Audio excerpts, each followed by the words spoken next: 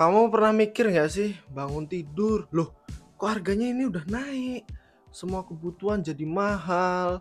Terus ketika kamu cek marketplace, coba bandingin yang lebih murah mungkin, ternyata malah lebih mahal dari kemarin. Udah gaji gini-gini aja, nggak pernah naik. Aduh, pernah nggak sih kamu kepikiran kayak gitu bangun tidur?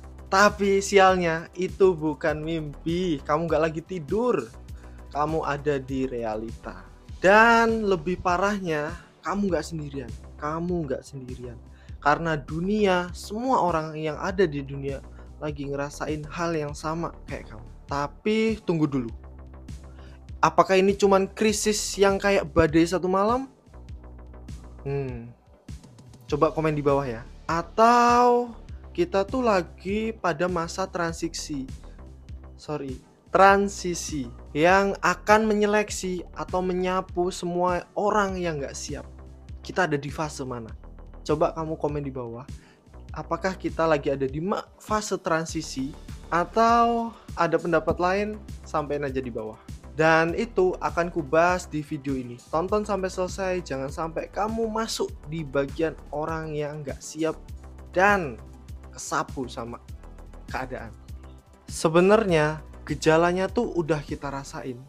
Kita tuh sering lihat krisis tuh kayak dramatis banget, kayak bank-bank bangkrut, demo di mana-mana, mungkin kayak 98, terus apalagi ya, kayak Myanmar atau Amerika pada tahun 2008. Oh, itu yang selalu kita lihat. Tapi sekarang krisis nggak kayak gitu. Krisis sekarang datang pelan-pelan, diem-diem, nggak ngasih kabar. Tiba-tiba kamu udah di bawah. Amerika cetak dolar triliunan, terus The Fed naikin suku bunga. Dampaknya apa? Dampaknya investor asing itu tuh kebanyakan cabut dari negara-negara berkembang. Di antara negara berkembang, salah satunya ada negara kita, negara Indonesia. Kita belum sembuh dari luka yang diciptain oleh sel yang ada di dalam diri negara kita. Masih banyak kanker di dalam negara kita, tapi kita harus udah siap untuk menghadapi tantangan global. Masih nggak percaya? Aku kasih tahu ya. Rupiah belum lama ini sempet nyentuh 17.000 itu di pasar NDF dan juga di nilai tukar USDT atau USDC sempet 17.000 men. Tapi sekarang udah turun lagi ke 16.800 atau 700-an lah. Dan kamu mungkin cuma bisa ngeluh kalau harga Indomie sekarang naik harganya. Terus harga mie Sakura yang tadinya cuma 500 sekarang jadi 1000. Cuman itu yang bisa kita eluin. Tapi ini bukan soal mie instan. Ini tentang sistem. Soal bagaimana ekonomi dunia itu tuh udah kayak permainan domino raksasa. Dan kita bagaimana? Kita cuma rakyat kecil, itu cuma potongan-potongan kecil yang ikut jatuh dalam permainan domino raksasa itu. Mungkin kamu pikir kamu aman, tapi lihat, PHK ada di mana-mana. PT-PT yang ada di Indonesia sampai saat ini masih ngelakuin pengurangan pekerja.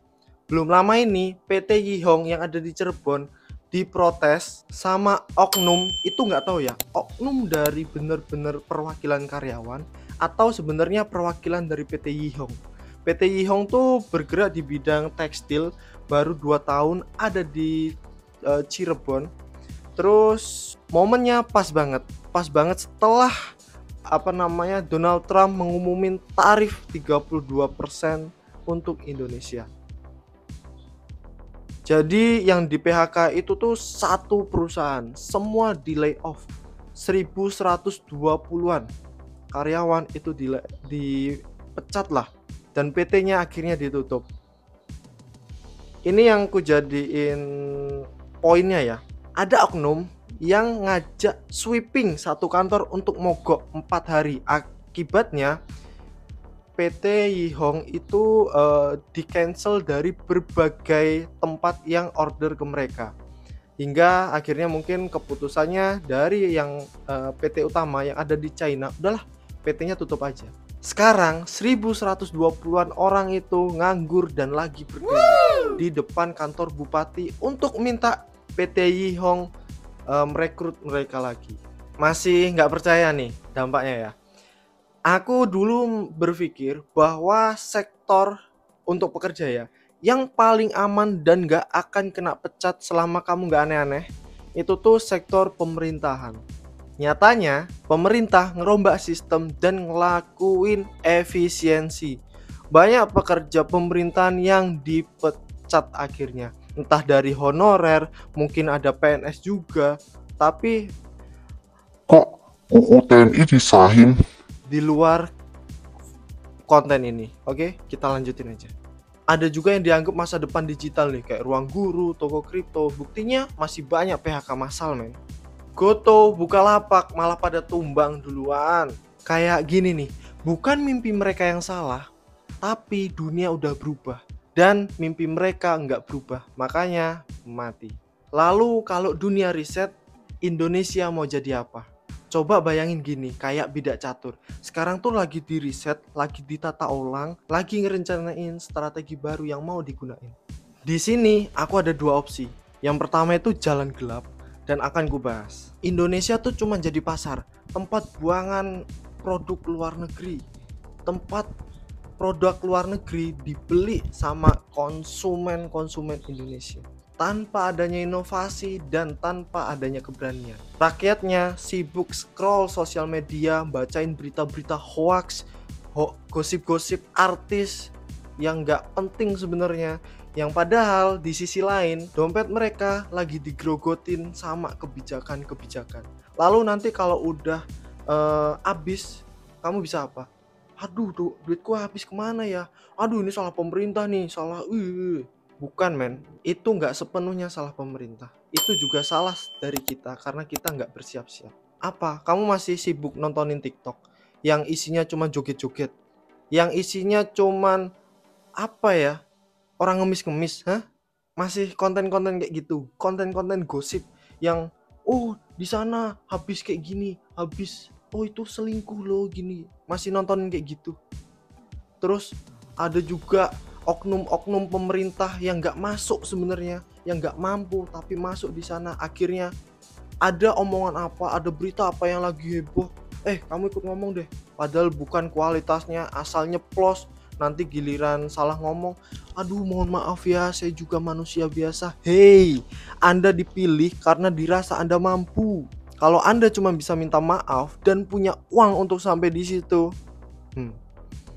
hidup nggak selesai di dunia ini, men. Tadi rakyatnya kayak gitu. Dan ini pemerintah nggak fokus ke pendidikan, nggak fokus ke yang apa dilakuin sama Singapura, sama Vietnam. Vietnam sekarang maju, men. Lebih maju mungkin di Asia Tenggara daripada yang lain. Mungkin bisa nyusul Singapura karena mereka fokus sama pendidikannya. Sama yang harusnya kita fokusin itu bukan milenial, bukan kelakuan aneh Gen Z, bukan, tapi Gen Alpha yang sekarang masih sekolah.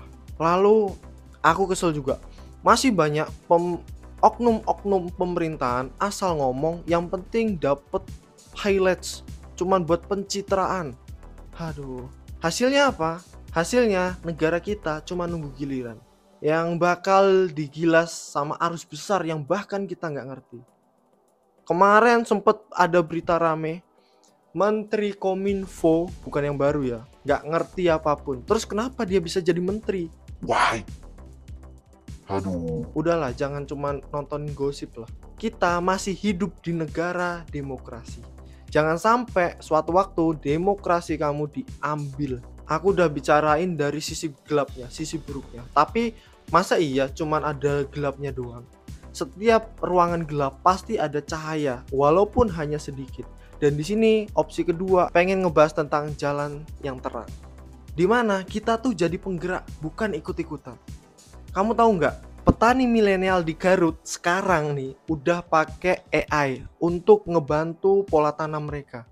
Jadi mereka bisa manfaatin teknologi, men. PLN juga mulai eksperimen, dia pakai tenaga surya skalanya besar. PLN udah mulai. Bank Indonesia lagi eksperimen juga, lagi nyoba untuk ngebuat rupiah digital. Atau kalau pernah dengar CBDC. Dan semua itu dimulai dari orang biasa yang milih untuk melek digital, bukan yang pasrah dan diem aja. Lalu tadi kan udah aku bahas nih, sekarang pertanyaannya, ini tuh bencana atau kesempatan? Kalau orang panik itu bilang krisis, kita krisis, tapi bisa jadi ini bukan akhir, ini permulaan. Ini awal untuk memulai segalanya. Coba lihat di sekeliling, UMKM pada tumbang, ya bener banget. Tapi banyak juga kok yang bertahan. Mereka yang bertahan tuh malah bukan yang sering iklan di TV, iklan di baliho di jalan-jalan, bukan. Tapi mereka yang deket dengan komunitasnya. Entah itu saudara, temen, tetangga, pokoknya mereka yang dipercaya sama banyak orang.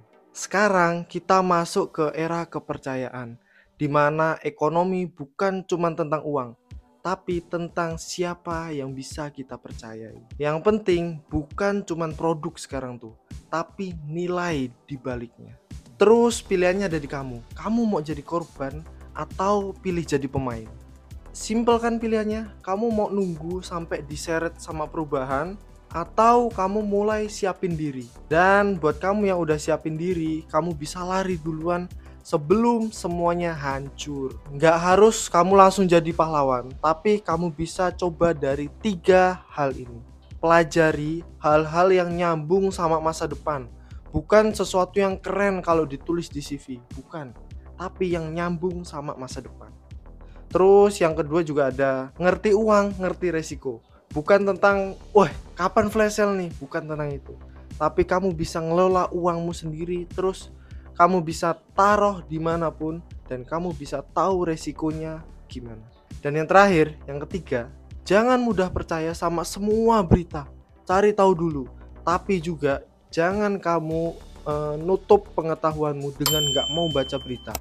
Setiap ada berita, kamu harus koreksi dari beberapa berita dan menurutmu simpulin sendiri. Karena nanti aku percaya yang selamat itu tuh bukan yang paling kaya, bukan. Tapi siapa yang siap dan siapa yang lentur atau fleksibel. Yang nggak nunggu dunia sampai baik-baik aja.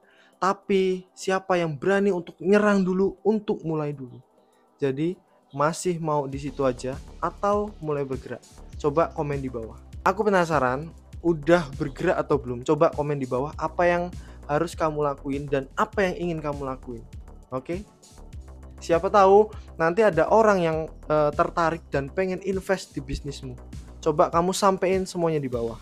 Jadi aku pengen narik ke satu pertanyaan besar. Apakah sekarang udah krisis? Jawabannya mulai ke arah krisis. Tapi kayak kata pepatah, di balik kesulitan pasti ada kemudahan. Masalahnya bukan di dunia luar, bukan. Tapi ada di kepala kita. Kita selalu nunggu untuk diselamatin sama orang. Padahal bisa aja kamu tuh orang yang nyelamatin banyak orang. Yang penting sekarang udah mulai dulu aja. Apapun bisa kamu lakuin untuk ngebangun masa depanmu. Gak peduli itu hal kecil atau hal besar. Tanaman itu nggak bisa langsung hidup dalam satu malam. Oke, mulai aja dulu. Jangan nunggu kena terus baru sadar, oh sakit ya. Enggak, jangan nunggu sampai kena. Dan sekedar info, sebenarnya tuh aku punya akun sosial media yang dimana di sana aku ada link yang bisa kamu pelajarin untuk kamu ngasilin duit. Kamu cek aja, kalau kamu tertarik bisa kamu langsung cek aja. Dan kalau di video ini kamu cek di komentar pertama, aku sematin di situ. Karena aku nggak cuma pengen bawa ketakutan, aku juga pengen berusaha untuk ngasih solusi. Siapa yang tahu dulu, dia yang lebih siap. Jangan sampai peluang yang kukasih ini kamu sia-siain, kamu nggak manfaatin, mumpung ada yang berbagi secara gratis informasinya. Jangan lupa untuk subscribe dan nyalain loncengnya. Kalau kamu suka sama video ini, kamu like aja. Dan kalau kamu ada kritik, saran, informasi, dan yang ku minta tadi, langsung komen di bawah. Biar kita saling berbagi.